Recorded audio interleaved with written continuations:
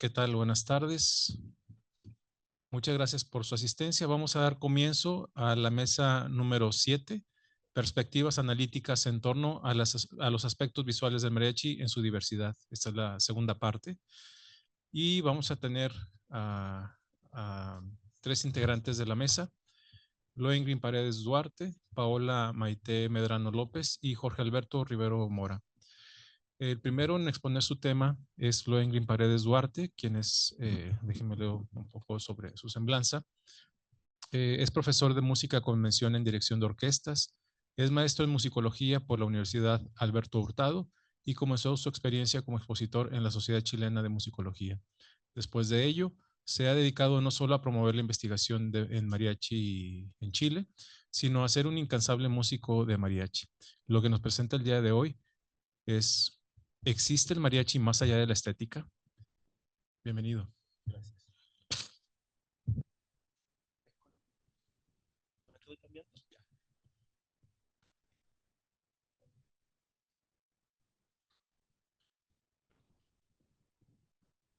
Ya, muchas gracias por la invitación, gracias a todos por venir aquí al coloquio. Y vamos, esta presentación va dedicada a don Raimundo, guitarronero que lleva más de 50 años en Plaza Garibaldi. En esta ponencia se propondrá una mirada sobre los estudios del mariachi orientada a entender el fenómeno de una perspectiva nueva. ¿Ya? Se trata de las reflexiones iniciales para una propuesta más grande, por lo cual espero que se hagan preguntas y siempre con la intención de buscar más interrogantes que amplíen, digamos, la propuesta y la cancha de los estudios en mariachi. ¿Ya? Bueno, pienso que las propuestas previas y que todos conocemos invisibilizan un poco algunos elementos que se toman desde la musicología, ya que ese es mi área, ¿cierto? Entonces, vamos. Ahora. Bueno, siguiente, por favor. ¿Sí? Ah, ahí está. Nacimiento de la problemática. Cuando me encontraba en licenciatura en educación y tuve que hacer una pequeña tesina, me enfrenté a las primeras lecturas sobre mariachi en mi vida. Fue una gran sorpresa encontrar material sobre el asunto, pero también descubrí que existía un mariachi previo a lo que yo conocía de toda la vida y de manera familiar. Este texto fue escrito por Alejandro Martínez de la Rosa, que anda por allá afuera, y está en actas del primer Congreso Chileno de Estudios de Música Popular, que se tituló Los Otros Mariachis, 100 años de intervenciones hegemónicas en la música mexicana.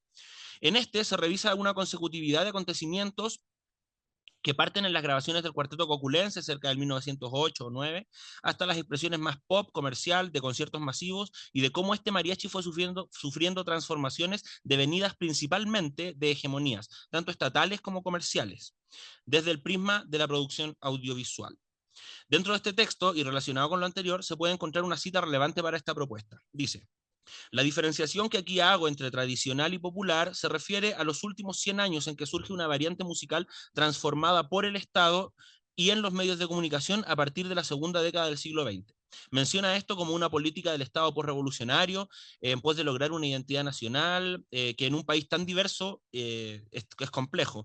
De todos modos, sobre este tema no trata esta ponencia. ¿Ya? En el siguiente párrafo dice: la música de mariachi dentro de este ámbito era una tradición poderosa, instalada en uno de los corredores económicos más importantes del país, rumbo a Occidente, y que no tenía un fuerte componente indígena, el estado de Jalisco, y en especial su capital, Guadalajara. Eran poblaciones de gran importancia económica y promovieron grupos desde ese estado para que aparecieran en medios de comunicación masiva en Ciudad de México. En esta primera parte busco ejemplificar el primer aspecto relevante de la propuesta, que también ha sido expuesto en dos ponencias el día de ayer, ¿cierto? Pensar que el mariachi, al que nos hemos referido como moderno, está atravesado desde un principio por los medios de comunicación masiva, que eso es lo principal y que aunque haya diversos agentes hegemónicos, es una característica a la que se enfrentan todas las músicas denominadas populares por la musicología y los estudios en música popular. El ejemplo de Chile y la influencia mexicana. En el libro Pensar la música desde América Latina, del musicólogo chileno Juan Pablo González, existe un capítulo, en la página 262, dedicado a explicar el fenómeno del folclore de masas. Menciona que la música de tradición oral no puede abstraerse de la consolidación de la industria musical que aparece en la década del 1920. Al principio eran cantores tradicionales que simplemente eran grabados como quien pasa una planta desde el campo a un invernadero, pero ocurre algo relevante y que es similar al fenómeno del mariachi en su diversidad. El migrado del campo a la ciudad se identificaba con la reproducción de músicas que se relacionaban con algunas de sus costumbres, no solo en el repertorio, sino que en la visualidad. Menciona González que esto no solo ocurría en una dirección, sino que además los habitantes de los centros urbanos llevaban a otros lugares también estilos y bailes de los contextos urbanos. Dice, en Chile las cantoras campesinas empezaron a ser reemplazadas por la folclorista, y esto generaría tensiones con el purismo folclorista avalado por el Estado-Nación, pero también oportunidades para la aparición de nuevos exponentes del folclore en la ciudad. Es aquí donde aparece el concepto de estrella del folclore. Aquí se hacen notar los cuartetos de guasos con guitarras, de estética hacendada, por cierto, ahí hay unas fotos, que tendrían su variante en la música mexicana, como los querétaros y los huastecos del sur. Los de la izquierda son los cuatro guasos y los de la derecha son los huastecos del sur. Como los querétaros y huastecos del sur, de los cuales ya he hablado en ponencias anteriores. Cito, estos grupos reafirmaban una identidad forjada en el campo, transformado en paraíso perdido, como lo decía ayer Ignacio, ¿cierto? Entonces dice Juan Pablo González que se puede relacionar a las expresiones de los descendientes de michoacanos en los Estados Unidos que van reproduciendo una tradición mirada desde fuera, ¿cierto? Como lo dijo Ignacio Maldonado. Cabe mencionar que en este sentido el Ballet Folclórico de México juega un rol importante. En el gobierno militar, la competencia folclórica fue suspendida del Festival de la Canción de Viña del Mar, y cuando vuelve en el 1980 se lleva a cabo una presentación del Ballet Folclórico Nacional, Bafona, el cual estilizaba, uniformaba y estetizaba distintas manifestaciones de la cultura tradicional chilena. Tal, ¿cierto? Estas expresiones irían configurándose en otros fenómenos que la música de raíz tradicional se iría popularizando y mediatizando. También se puede ahondar en este concepto en el libro recién mencionado, ¿cierto?, de Pensar la música. Bueno, creo que la similitud es clara. A la derecha el ballet de Amalia Hernández, a la izquierda el Bafona, digamos, o sea, totalmente estetizado, ¿cierto? Para efectos de esta ponencia nos falta redundar en que el mariachi con trompeta es un fenómeno devenido de la mediatización y que vivió cambios drásticos tras la apropiación de este por parte de dichos medios, como le pasa a otras, sino a todas las músicas populares. El mariachi como objeto estético. Tras la mediatización de las expresiones mariacheras a través del cine, música grabada y la televisión, estas empezaron a visibilizarse de manera relevante entre la gente. En este punto es necesario mencionar algo. Creer que los medios imponen la totalidad de los gustos populares es creer que el pueblo no tiene ninguna capacidad de decisión o que solo una élite es pensante. Con esto me refiero a que existen muchos artistas y estilos que no tienen la llegada y aceptación que la música mariachi tuvo. Esto es un reflejo de lo que mencioné anteriormente sobre la identificación de la gente con la representación, aunque a veces alegórica, de sus idearios. Sería tremendamente arrogante y elitista pensar que el pueblo es una masa inerte que sigue lo que la televisión dictamine. Por real que parezca este simulacro, como se utilizó la palabra simulacro ayer, si no fuera así, todas las músicas mediatizadas hoy tendrían el mismo impacto que el mariachi, y eso no es así. En relación a Pierre Bourdieu, y Erwin Panofsky, cabe mencionar que a este último autor lo cité en mi presentación del año pasado, ¿cierto? Donde hice un análisis sobre la visualidad del mariachi, digamos, de los trajes. Entonces, Panofsky es citado por Bourdieu y dice, si la obra de arte es lo que demanda ser percibido según la intención estética, y si por otra parte todo objeto natural o artificial puede ser percibido de acuerdo a esa intención, ¿cómo escapar a la conclusión de que es la intención estética la que hace a esta obra de arte? Entonces, bueno, el punto de esta propuesta es que lejos de lo que el Estado quería promover como intención práctica con esta representación del mariachi, en este caso propongo que la gente lo observaba desde una percepción estética y no práctica. Esto quiere decir que se aprecia más por su forma que por su función. En esta reflexión se propone generar un giro en torno a la comprensión del mariachi moderno o mediático como un objeto artístico que fue aceptado y valorado por su forma, su estética, más que por su función hegemonizante. Esto me ha llevado a pensar que si fuera tan hegemonizante, no habría sido adoptado y adoptado por tantas culturas diferentes a la mexicana, que no buscaban en él una identificación, ¿cierto? Y que solo fue promovido como un objeto artístico por los medios. Por cierto,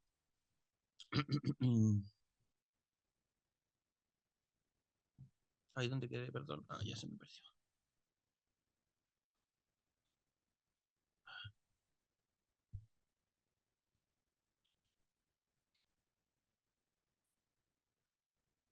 Por cierto, no solo eran los medios los que difundían al mariachi, sino también los músicos que incluso llevaron esta expresión a otros países donde proliferó ampliamente, como es el caso de Colombia y Venezuela. También se habló de eso ayer, ¿cierto? Supongo que sería poco provechoso que la gente de esos países tampoco podría pensar por sí misma y que también consumieron estos productos artísticos netamente por la hegemonía cultural que se imponía, ¿cierto? No, pensar que, nuevamente, que el pueblo es una masa inerte, como que sigue absolutamente todo lo que le ponen en la televisión, es como arrogante, ¿cierto? ¿Cierto?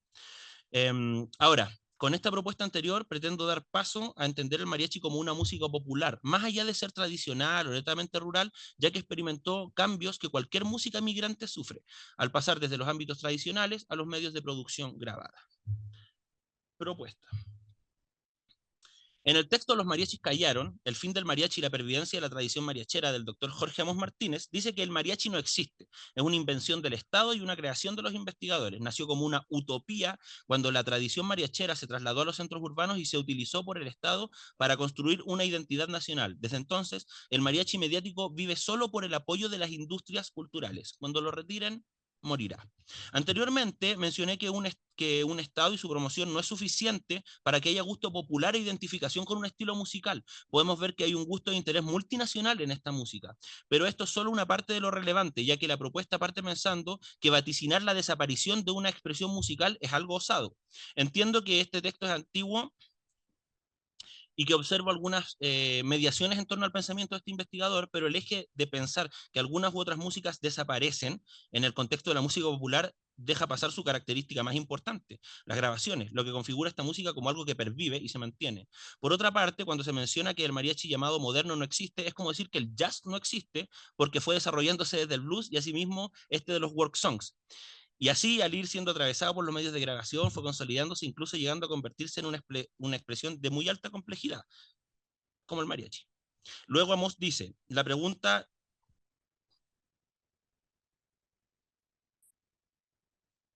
Ay, perdón.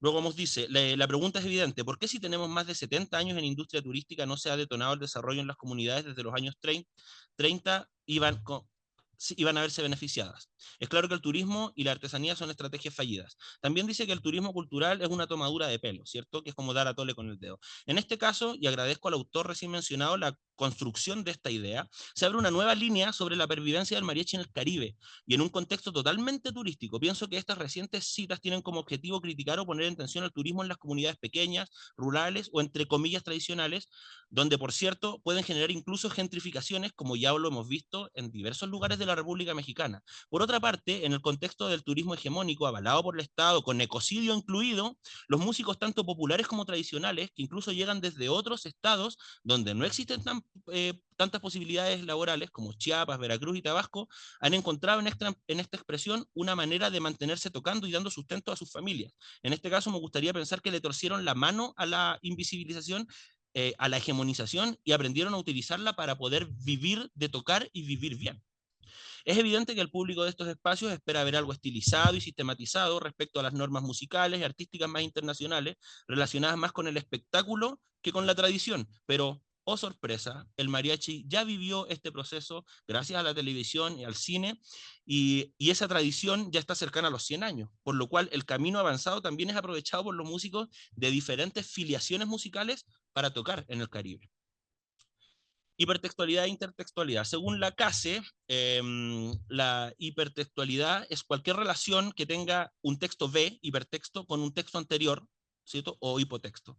Siendo este hipotexto una transformación o imitación del hipotexto. La diferencia de esta con la intertextualidad es que en esta se incluyen elementos del texto anterior en uno nuevo. Hasta ahí.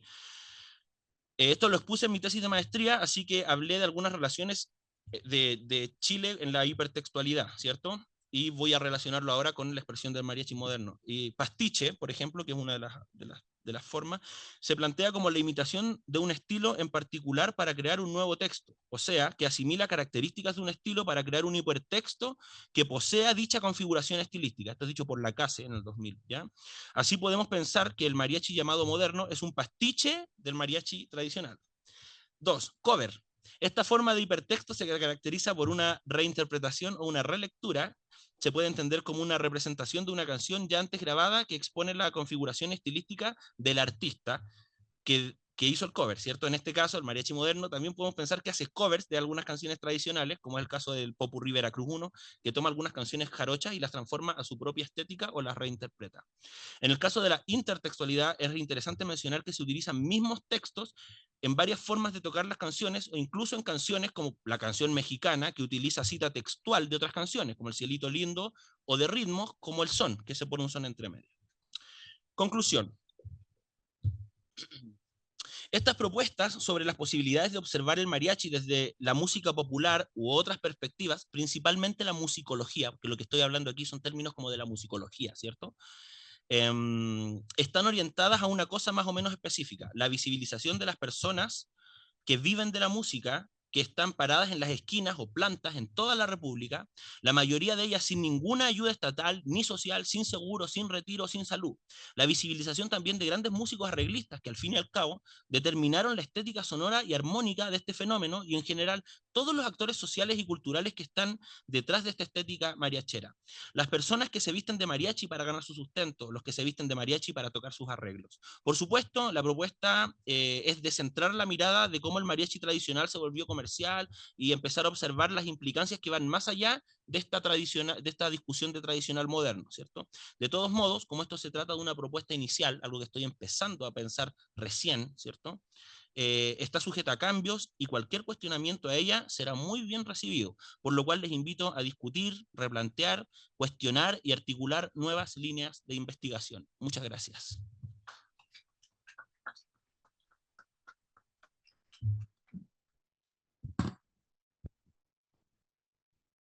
Bien, pues agradecemos mucho al maestro Luengui Paredes por esta exposición y también por respetar el tiempo. Muy bien, en la segunda participante de esta mesa, perspectivas analíticas en torno a los aspectos visuales del mariachi en su diversidad, como segunda parte, tenemos a Paola Maite Medrano López. Bien, quien es pasante de licenciatura en Historia por la Facultad de Historia de la Universidad Michoacana de San Nicolás de Hidalgo.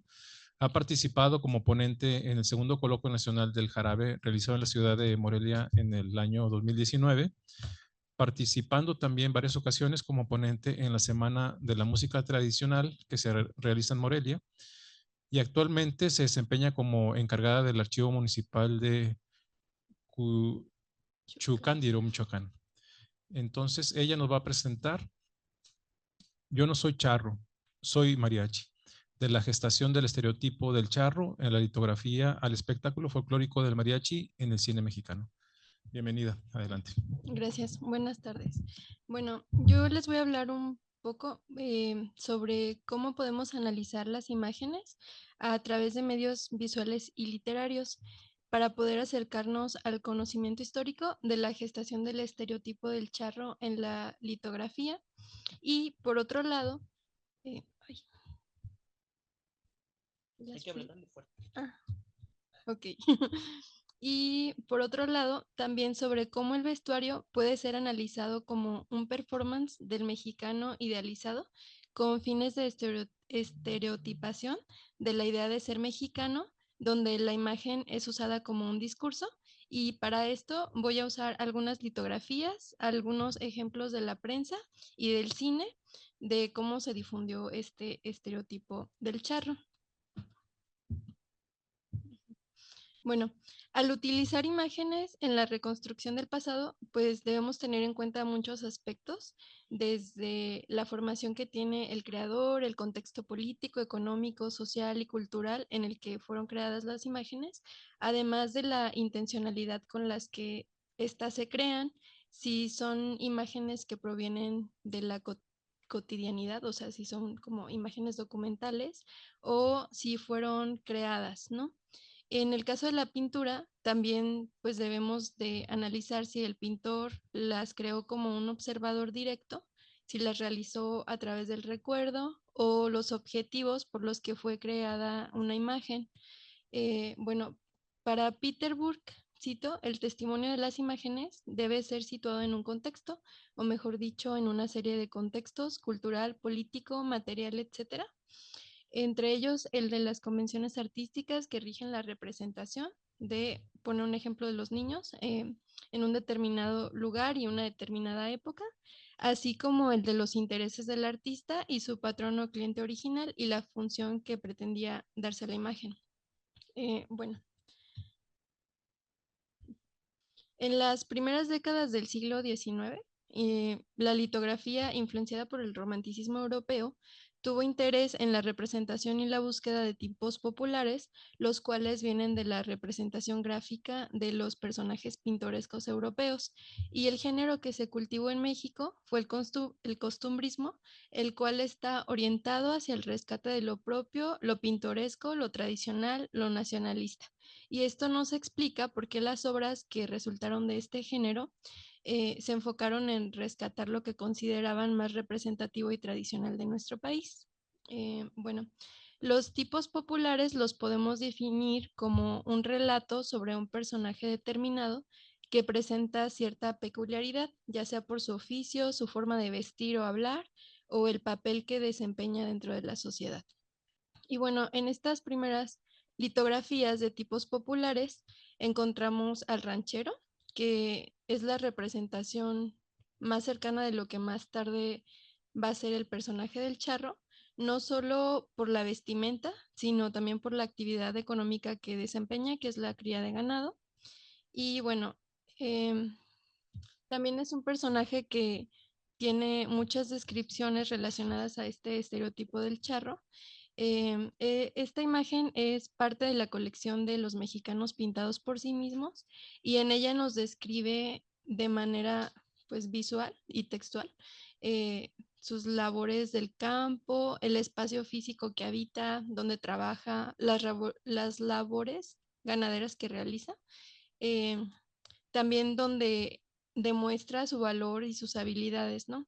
Y describe el atuendo que usa diariamente en sus actividades campesinas y ganaderas.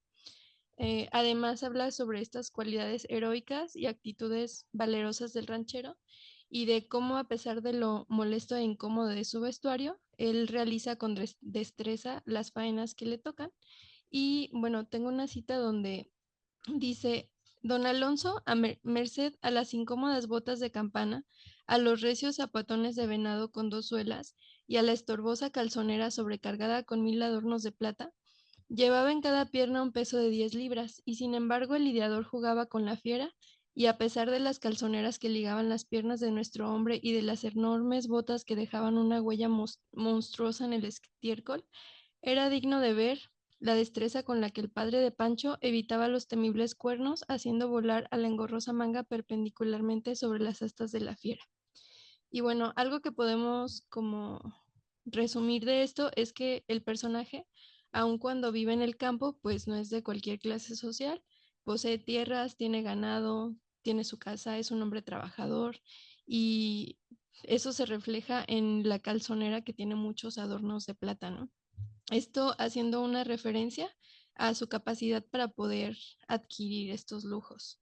Em, bueno, para este momento aún no se habla propiamente del charro como tal, pero como vemos, desde aquí vienen como muchas de las ideas que van a conformar más tarde este estereotipo, que no solo es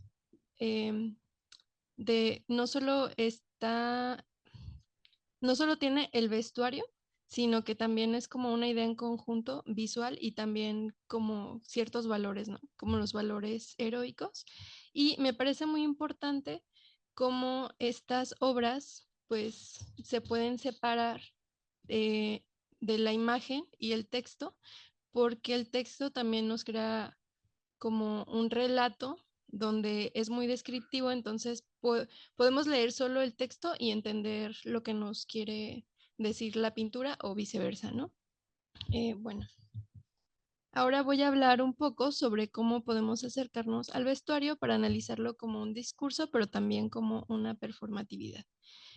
Bueno, al vestirnos, nosotros creamos un discurso que puede ser leído por los demás de manera visual y mediante este comunicamos desde la identidad hasta la clase social. Y la identidad puede ser creada a partir de mi gusto, que es una identidad individual, o a través de proyectos político-ideológicos encaminados a la creación de identidades nacionales. Y bueno, es en este sentido en el que los gobiernos postrevolucionarios se apropiaron del vestuario del charro para crear este discurso de la mexicanidad, ¿no?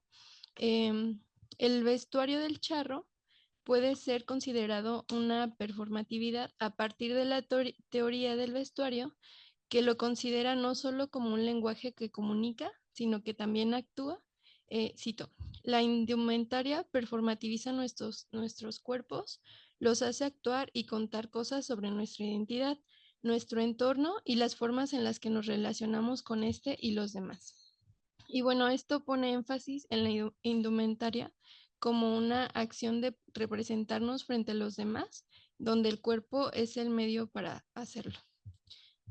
Bueno, ay, no sé por qué se ve así, pero en la prensa se documenta cómo las élites llevan este vestuario en muchos eventos de sociedad, poniendo así al vestuario como una performatividad. Pero también tenemos ejemplos como uno encontrado en la Aurora Literaria, donde una persona cuenta que escuchó una fiesta, entonces fue a ver qué estaba pasando y nos empieza a hacer descripciones donde él hace notar que los músicos no van vestidos de charros, más bien el jefe de la fiesta es el que está vistiendo de charro y dice que las figuras de los filarmónicos eh, el de la guitarra era la personificación de esos individuos que el pueblo metropolitano llama rotos. Llevaba sombrero de palma, amarillo a fuerza de tanto sufrir las torrenciales lluvias de la estación, y vestía un arcaico y decrépito jacket negro verdoso y salpicado de manchas, y un pantalón que fue claro, pero que por lo raído de sus extremos denunciaba a sa senectud. Y por otra parte, el de la mandolina era un joven perteneciente a esa indeterminada clase social que no es ni media ni baja. Portaba sombrero de quesadilla y traje de americano desaliñado y descompuesto. Y bueno, también tenemos otro, que es otro ejemplo, que es de El Universal Ilustrado, donde titulado Fábula Charra, que fue escrito por Carlos Rincón Gallardo, y él también nos describe como este vestuario del charro y dice, el día indicado Juan, muy charro, valeroso y bien mirado, vistiendo calzoneras acamuzadas y de buen corte, blusa con artísticos y valiosos botones, jarano medio amalado y bien puesto, revólver pavonado y con culata de nácar. Cobijada una linda y abrigadora ruana, pasó por su compañero, quien lueguito salió haciendo juego en el vestir a su pariente. Bueno, y estos son ejemplos sobre cómo también se pueden utilizar estos recursos literarios para crear estas imágenes estereotipadas. Y bueno, ya para ir cerrando, otro de los medios visuales donde considero que se realizan estos performances del charro es en el cine, donde el músico de mariachi también tiene como esta carga simbólica de visual, pero también de valores. Y bueno, creo que un ejemplo como muy claro de estos performances que son creados como para el turismo, pues está en esta que se llama El Mariachi Canta, donde los músicos están ataviados de lujosos trajes de charro y y las mujeres también con vistosos trajes de china poblana, ¿no? Y estos performances pues son especialmente creados como para la mirada extranjera o las élites y que toda la película en sí, como que tiene esa línea sobre todo también de la élite, de tocar para las élites. Y bueno, pero creo que la escena más representativa es esta porque es como todo un espectáculo, ¿no? Montado. Y bueno, pero en contraposición encontramos este ejemplo del periódico El Universal Ilustrado, donde estos músicos pues no van vestidos de charro. Bueno, y aquí es importante señalar que la mayoría de los músicos para este tiempo pues no se visten de charro, ¿no? Incluso Jauregui en su historia del mariachi nos va como dando información sobre cómo a pesar de que el vestuario del charro se iba adoptando como la vestimenta de los mariachis, pues muchos músicos no pueden costear estos trajes porque eran pues caros y entonces los grupos que podemos encontrar como vestidos así, pues posiblemente están patrocinados y por eso lo usaban, aunque la gran mayoría no. Y bueno, y ya el último ejemplo es este del mariachi desconocido, que creo que está como un poquito más apegado a la realidad, porque el personaje principal, aun cuando toca, pues no está vestido de charro, ¿no? Bueno, y también esta película sigue la misma lógica como de, como de esta música orientada al turismo. Y sobre todo me llama mucho la atención esta escena donde la extranjera le dice que quiere ver algo original, folclórico como tú. Y entonces cuando le dice eso, eh, empieza a tocar el mariachi, que sí está vestido de mariachi. Y bueno, y entonces más adelante él se pone a llorar y ella le dice, ¿por qué lloras? ¿Que no eres un charro? ¿No eres un hombre valiente, macho? Y entonces creo que es como como que aquí se une lo que ya viene desde la litografía, de que no solo es como una representación visual, sino que también tiene estos valores de que el hombre es muy valiente o como muy heroicos, ¿no? Y bueno, y algo también muy interesante, cuando ella le dice eso, es que él le responde, yo no soy charro, yo soy mariachi. Y entonces pone ese énfasis entre la diferenciación del músico y el hombre que no se dedica a esta actividad, ¿no? Y bueno, ya como conclusión, pues las imágenes no son representaciones exactas de la realidad. Incluso las que encontramos en la prensa, pues no podemos leerlas como una representación fiel de la realidad, eh, ya que puede ser que esté documentado algo montado, ¿no? O una representación idealizada de la realidad. Y a través de estos ejemplos, pues podemos ver cómo las imágenes son un discurso que está orientado hacia la construcción de estereotipos nacionales. Y por mi parte sería todo.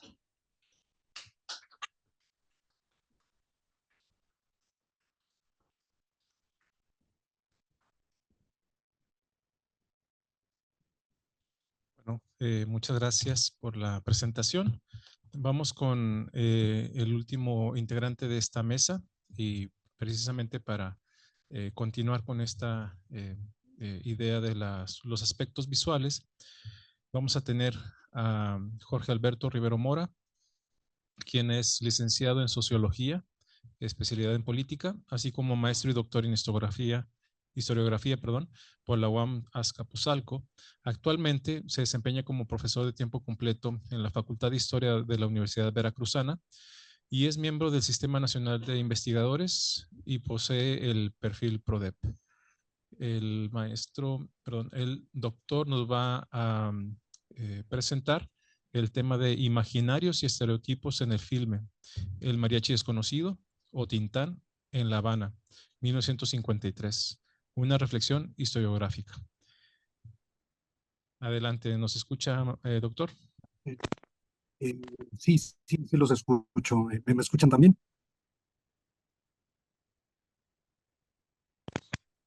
No sé si me escuchan. Sí. Ah, perfecto. Pues muchísimas gracias, muy buenas tardes. Agradezco mucho la aceptación de este trabajo a este loable coloquio internacional que se ha consolidado con el tiempo, en especial al doctor Rodrigo de la Mora, que ha tenido muchas atenciones para conmigo. Inicio brevemente con una especie de resumen de lo que voy a abordar.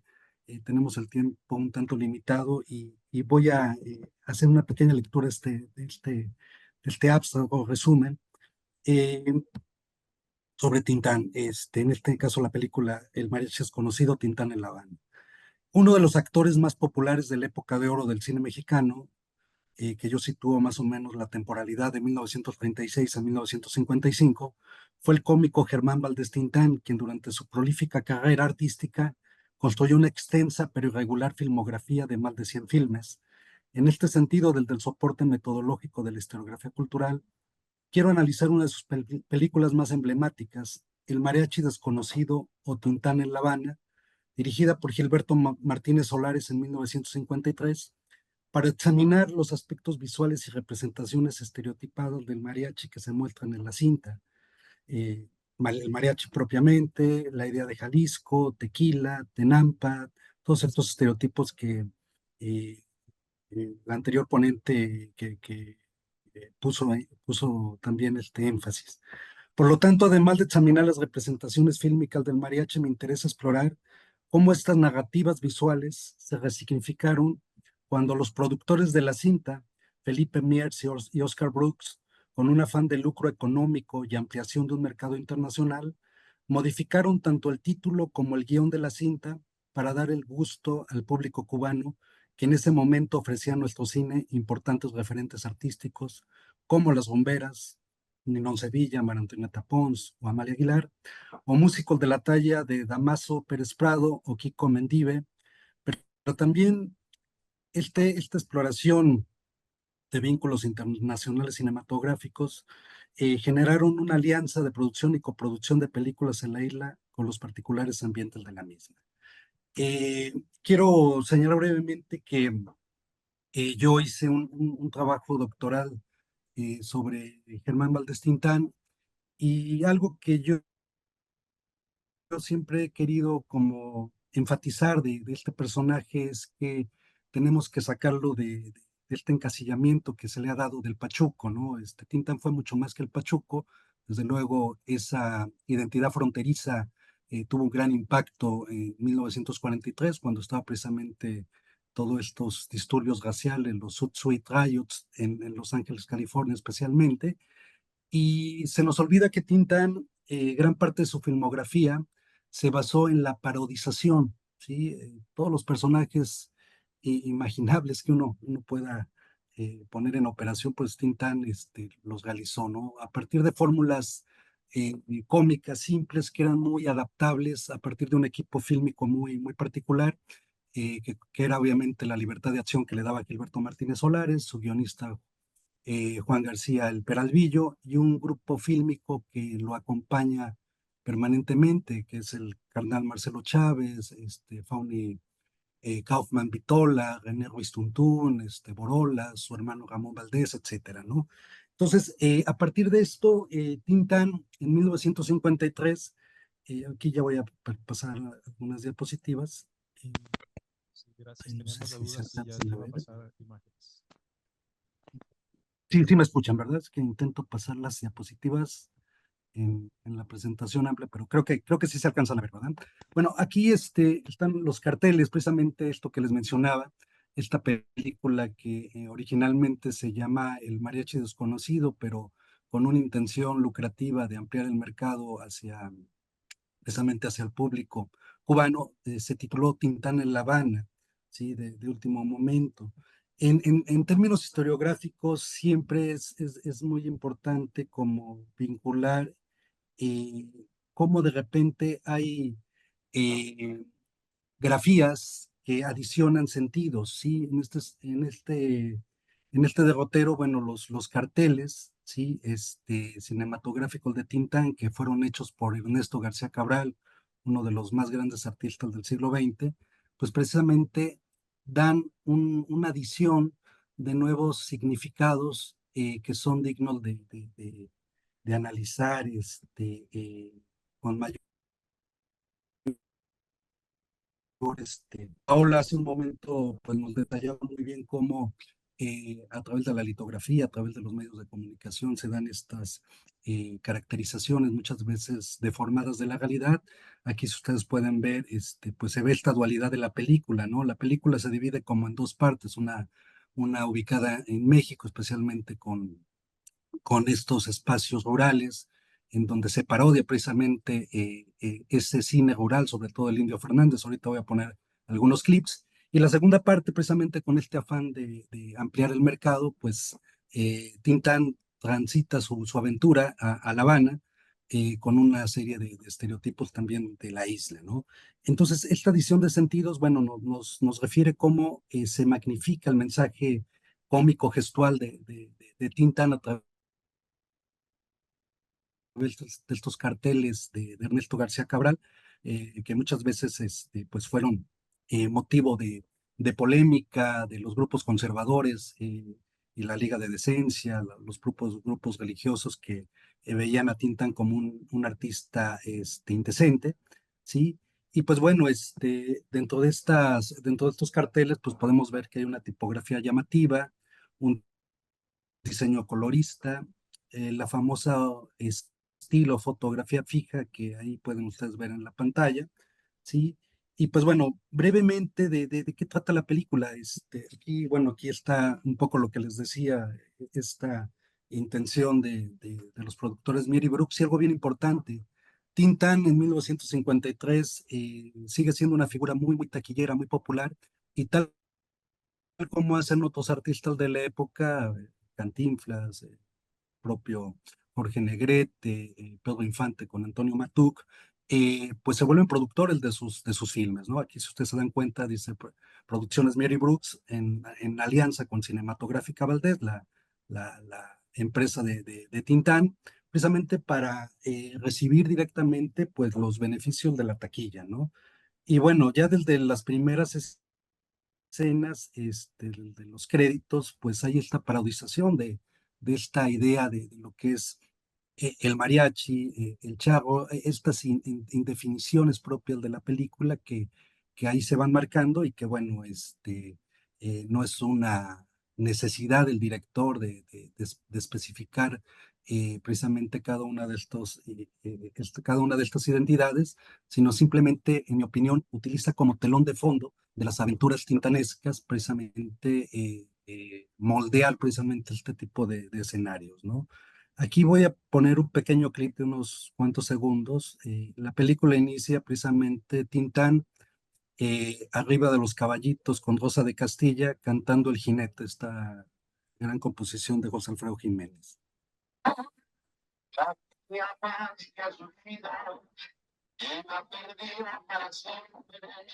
Por eso lleva una herida.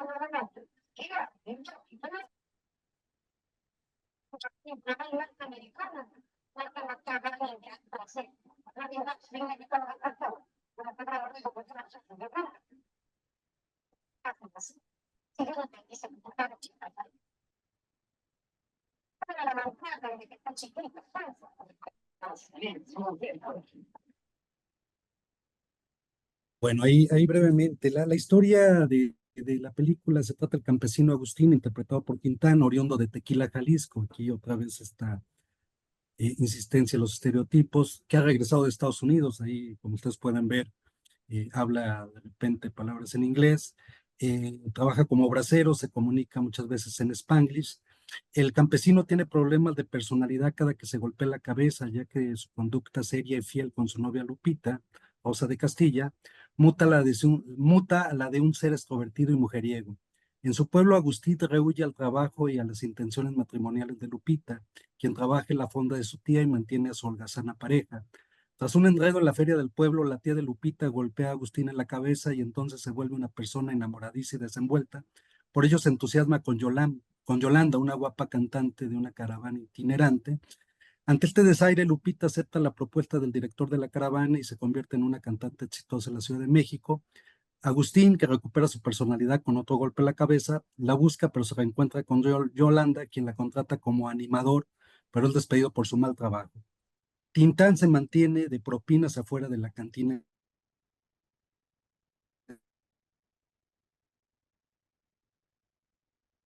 del Tenampa. Ahorita les...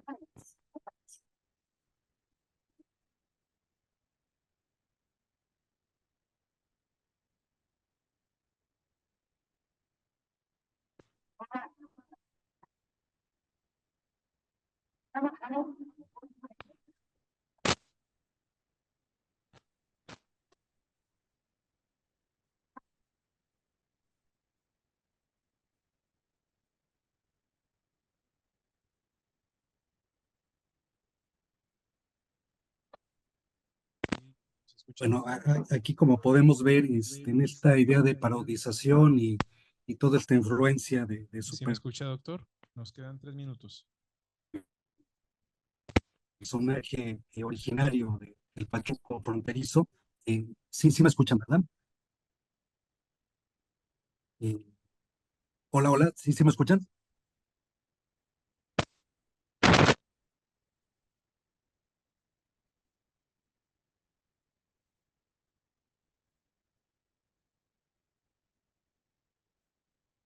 Hola, hola.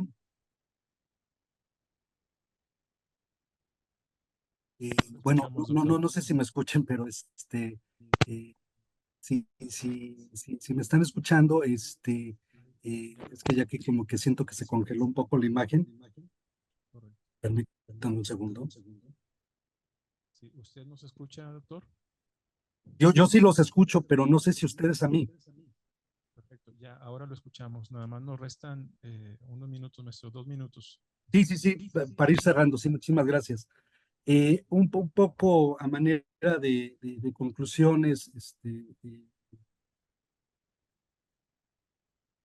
a manera de conclusiones, pues este tipo de películas, pues están como muy en el contexto de situar en el escenario internacional la idea del mariachi, del charro, de esta idea de relacionarlo con el machismo, la hombría, obviamente con cuestiones en donde la violencia está totalmente justificada, precisamente en la conquista de las mujeres y cosas por el estilo.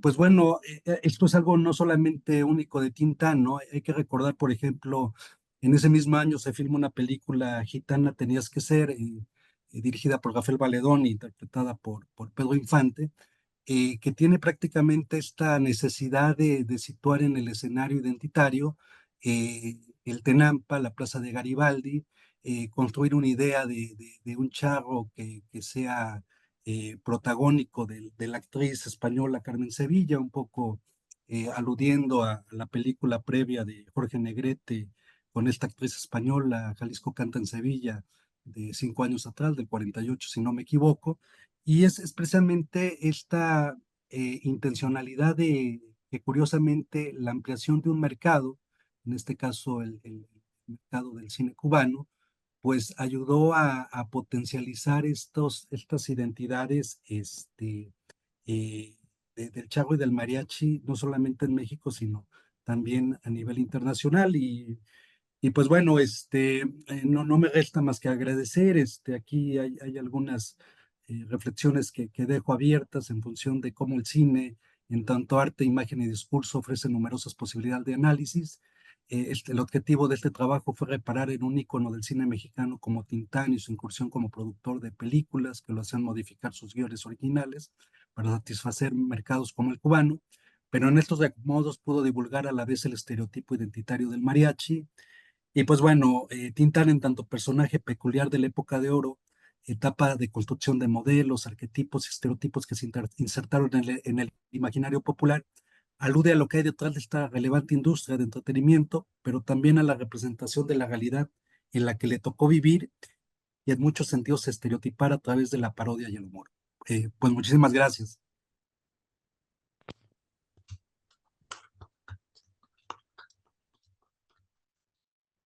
Muchas gracias a los tres integrantes de esta mesa y pasamos a la ronda de preguntas.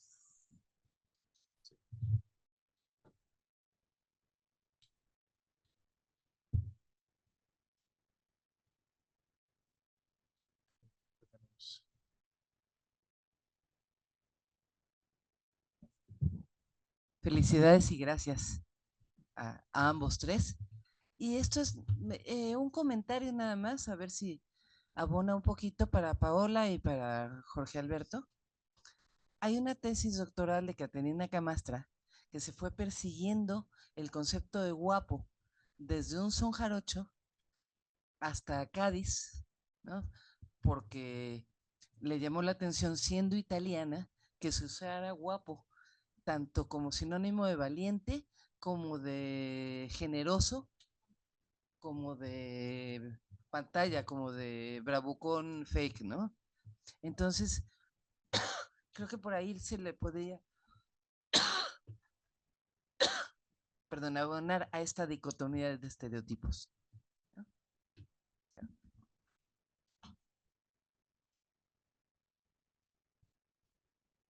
Bueno, muchas felicidades a los ponentes. Yo quisiera preguntarle a Maite, si tú consideras que hay una relación entre la moda y el performance, o si hay alguna diferenciación entre estos modos y de qué manera se abordan en cuanto a la construcción tanto de la vestimenta como de la construcción social en relación al ranchero.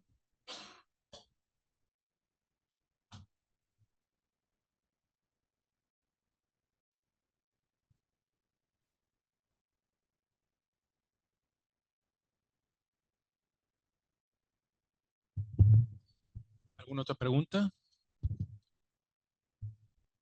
Sí, un comentario para Lohengrin. Bueno, si bien tu propuesta, desde luego, es interesante, es polémica, sería como más bien una recomendación metodológica, es una cuestión que está en proceso, ¿no? Los conceptos que nos estuviste presentando de intertextualidad, por ejemplo, pues se refieren como tal al análisis de textos, ¿no? Y entonces lo que a ti te interesa trabajar o como lo estás abordando de manera más amplia o es otro contexto que se relaciona, ¿no?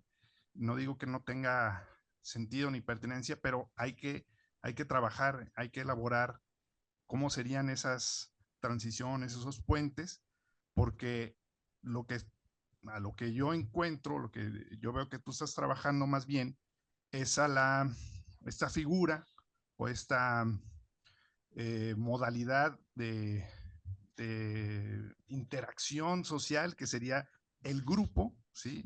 El grupo musical del mariachi. En este caso entenderíamos a una serie de sujetos, se podría considerar en determinado momento, pero habría que contextualizarlo, a una institución, ¿sí? Entonces habría que trabajar, ¿no? Esta construcción del objeto de estudio, ¿no? Pero desde luego es interesante en general lo que estás presentando. Gracias.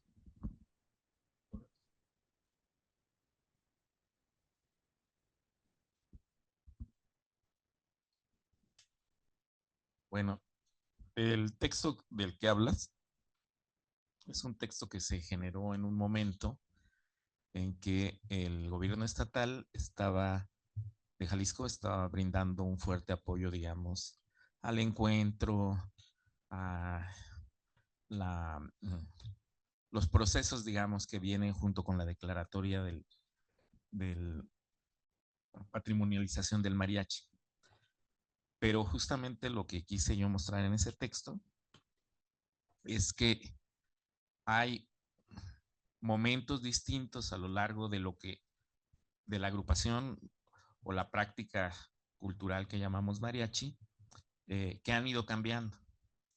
Entonces, ese mariachi que grabaron los gringos, o más bien ese conjunto musical o ese grupo musical que grabaron los gringos, que nombraron Cuarteto Coculense, como ayer Camilo nos lo mostró, pues tenía ciertas dinámicas.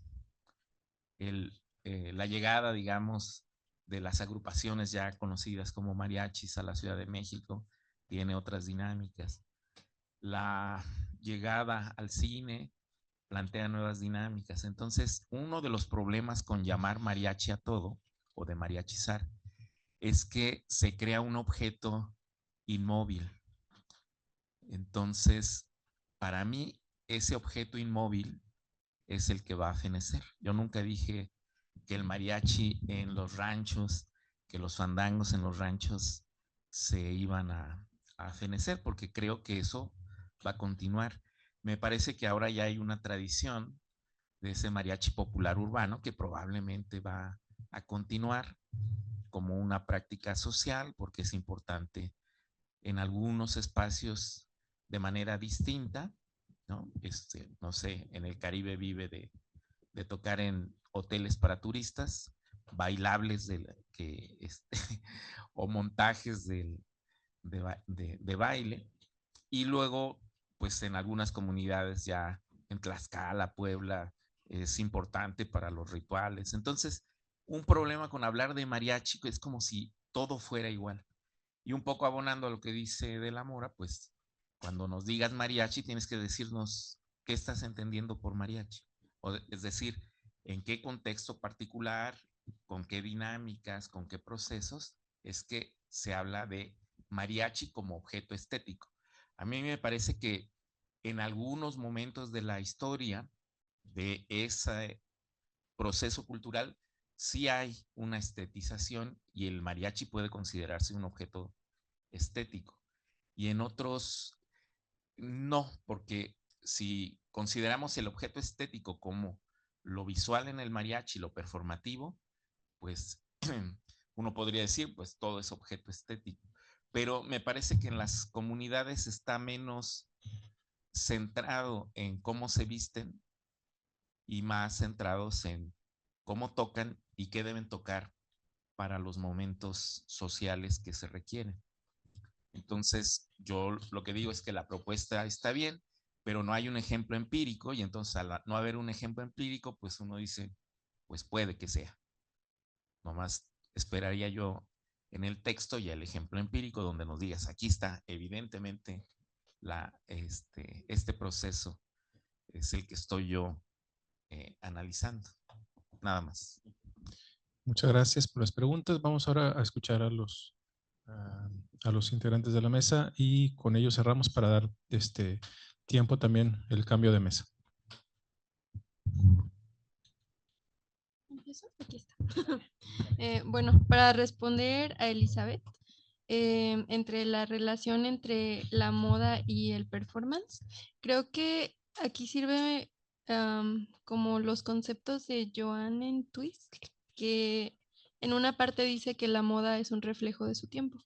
Entonces, bueno, si entendemos que en esta etapa revolucionaria se está como creando esta idea del mexicano y entonces se empieza a poner de moda la representación del charro, pues entonces es como, o sea, sí hay una relación porque al momento de que se pone de moda se empiezan a hacer muchos performances, ¿no? No solo por músicos o personas que se dediquen a actividades ganaderas, sino que en la prensa podemos ver como muchos ejemplos de políticos que van a fiestas de sociedad donde se visten de charros, también artistas que si los invitan a entregarles un premio o alguna fiesta, pues también están vestidos de charros, ¿no? Y esto a su vez, al mostrarlo al público, pues ayuda a que se ponga de moda, entonces sí hay como esta relación. Eh, y por otra parte, eh, donde me preguntaste sobre la construcción social del ranchero, yo creo que esto viene antes del estereotipo. O sea, primero está como esta construcción de lo que es el ranchero, para entonces así poder como trasladarlo a crear como la idea del charro y ya a partir de aquí ya viene como esta parte del performance y de la moda, ¿no? Y creo que espero haber resuelto tu pregunta.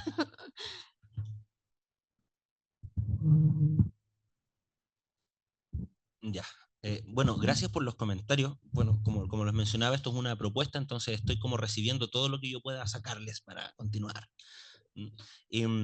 Bueno, primero voy a responderle al profesor Amos, ¿cierto? Bueno, yo no me estoy refiriendo al mariachi como a todas las, al mariachi en su diversidad, para que, como no sé si tal vez no lo dejé claro, estoy hablando específicamente de este mariachi con trompeta, del mariachi del cine, del mariachi hegemónico, como queramos llamarle, ¿cierto? Pero de esta estética. Cuando me refiero al objeto estético, ¿cierto? A entenderlo como objeto estético, no me refiero al look, a cómo se ve, a cómo se viste, sino que me refiero al objeto estético como un todo, o sea, cómo suena principalmente y cómo se ve. O sea, no solamente cómo se viste, sino que cómo suena y cómo se ve, ¿cierto? A eso me refiero con un objeto estético.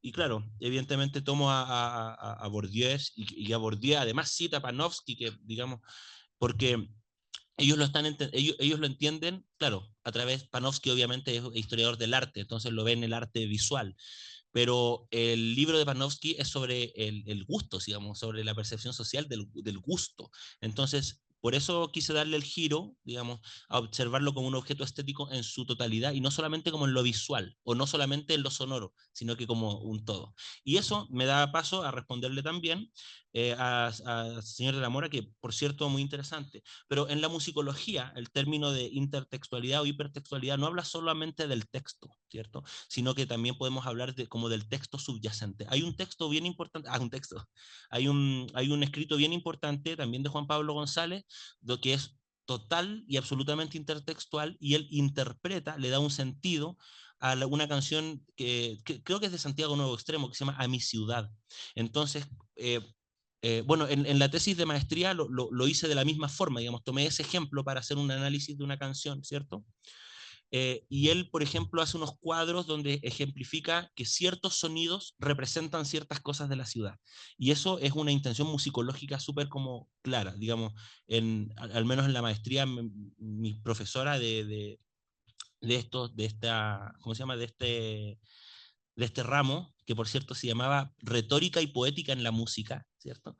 Nos explicaba que este tipo de análisis, de tomar un sonido, ¿cierto? Y darle un sentido, es justamente un acto de musicología. Y en eso, la hipertextualidad y la intertextualidad se refiere no solamente al texto, sino que a tomar un elemento A que va hacia un elemento B. Lo dije brevemente en la ponencia, pero también está más desarrollado en la tesis de maestría, que es donde estoy, digamos, partiendo todas las investigaciones que quiero hacer después, ¿cierto? Pero eso como que quería precisarlo desde la musicología. No sé, las otras áreas yo creo que no las conozco tanto, pero eso. Puedo compartir el texto de Juan Pablo donde habla sobre, donde le da un sentido intertextual e hipertextual a una canción y la convierte digamos, en otra cosa. Está súper interesante igual. Eso. Gracias. Allá mira, Slava. Sí, yo creo que vamos a tener que seguir la charla en los pasillos, ya que estamos sobre el tiempo también para la otra mesa. Sí, una más. Ok, dice el doctor Rodrigo que podemos escucharla. Adelante.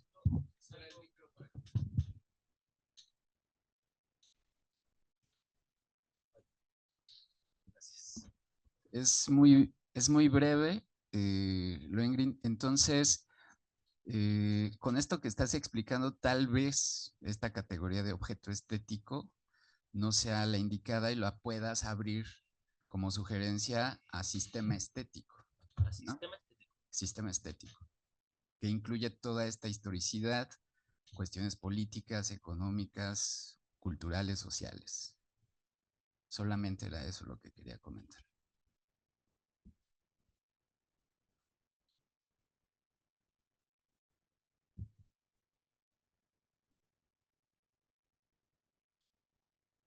¿Qué tal? Para Lohengrin también, bueno, felicidades primero. Y en esto de la intertextualidad e hipertextualidad, yo vi que lo relacionabas a la performatividad, a la parte escénica, a la parte... Y ahora lo mencionas también como postura musicológica. ¿Cómo analizas tú la intertextualidad sonora? Aquí o a qué qué textos estás tú intertextualizado sonoramente. Ajá, o cómo se defiende en este sistema que propones. Sí, claro. Bueno, eso justamente, gracias por la pregunta, eso es algo que estoy en búsqueda, es parte de, ¿cierto? Pero en este sentido, de hecho, puse en la ponencia como el ejemplo del pastiche y del cover, ¿cierto? En este caso, tal vez si te puede ayudar la respuesta, porque en realidad, como digo, es algo que estoy buscando. El cover, por ejemplo, es un texto, es un hipotexto, ¿cierto? El hipotexto en este caso sería no sé, mira, yo puse el ejemplo del Viva Veracruz, ¿cierto? Entonces, en el Viva Veracruz, el hipotexto puede ser ¿cómo se llama? La Bruja, María Chuchena, etcétera, ¿cierto? Las tradicionales de Veracruz. Y el hipertexto, en este caso, sería el Viva Veracruz 1, ¿cierto?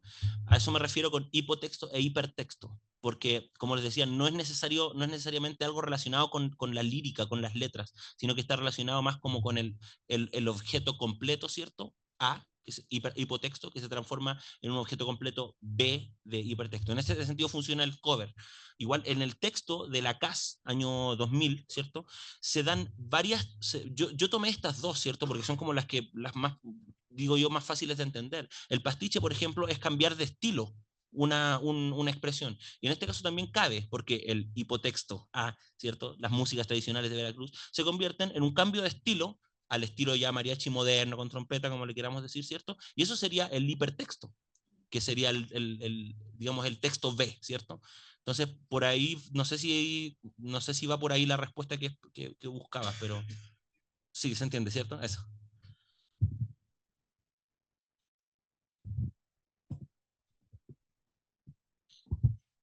Bueno, con esto terminamos la mesa. Tenemos unos minutos para continuar con la siguiente. Gracias.